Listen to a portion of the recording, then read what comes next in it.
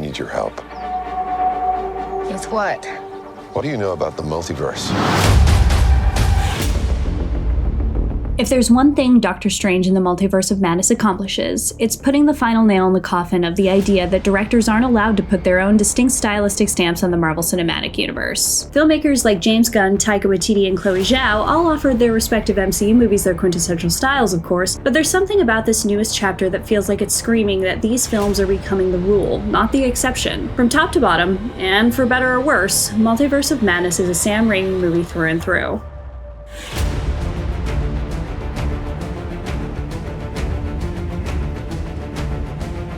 Raimi's full range of weirdness and spookiness is on full display from start to finish here. Whether it's through the creatures, the Raimi-specific cameos, or just the vibe, fans familiar with his filmography are going to be able to call out plenty of moments bearing the director's signature. Most times, that signature works. But between some scenes that are weird for the sake of being weird, and others that find themselves hobbled by screenwriter Michael Waldron's sometimes hokey dialogue, even the biggest of Raimi fans may find themselves quirking an eyebrow from time to time. Still, the movie works far more than it doesn't. The horror element was a big elephant in the room for Multiverse of Madness. You've already met Zombie Strange in What If, and in Doctor Strange the Multiverse of Madness' trailer, but he's definitely not the only thing that goes bump in the night in the newest addition to the MCU. Plenty of spooky scaries are lurking around corners, especially as things ramp up in the third act. Is it too scary for your kiddo? Your mileage may vary. The horror aspects help earn the PG-13 rating here, but contemplating the idea of half the known universe suddenly disappearing seems a lot more complicated to stomach than a monster or two.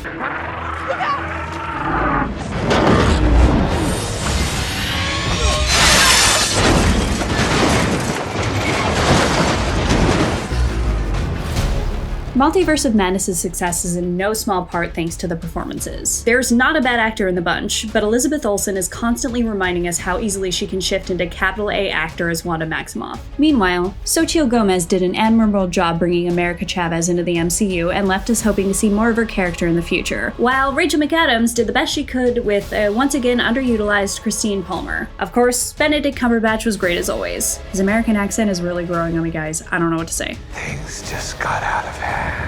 And the score, you guys. It's Danny Elfman, so it's not really surprising that it ruled, but it freaking ruled. From the notes of respective themes that come into undertones as characters come into play, to the orchestral tone that follows the whiplash of Raimi's narrative one, to an actual musical battle. Yes, you heard that correctly. It's an absolute banger of an album that I will be using as writing music for the foreseeable future. Multiverse of Madness is worth the price of admission just to hear the score and see it at work. Raimi's first foray into the MCU is an imperfect one, to be sure, but the messiness is almost fitting for a Doctor Strange film, though I definitely hope that the script is tighter on the next outing. I won't spoil anything, but what I can say is that some of the dialogue is on par with a supremely cheesy Moonfall, a comparison that only works for the 15 people that saw Moonfall, but it's an apt comparison all the same. When you've got talents like Olsen, Cumberbatch, and McAdams that can't even make these lines work, it's probably time for a revision or two. I made mistakes, and people were hurt. I'm not here to talk about Westview.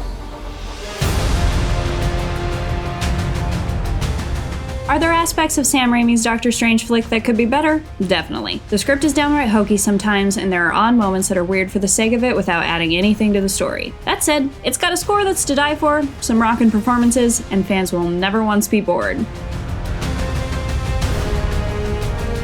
For some pre-Multiverse of Madness catch-up, check out our breakdowns of Doctor Strange's story so far and the state of the Marvel Multiverse. And for everything else, stick with IGN.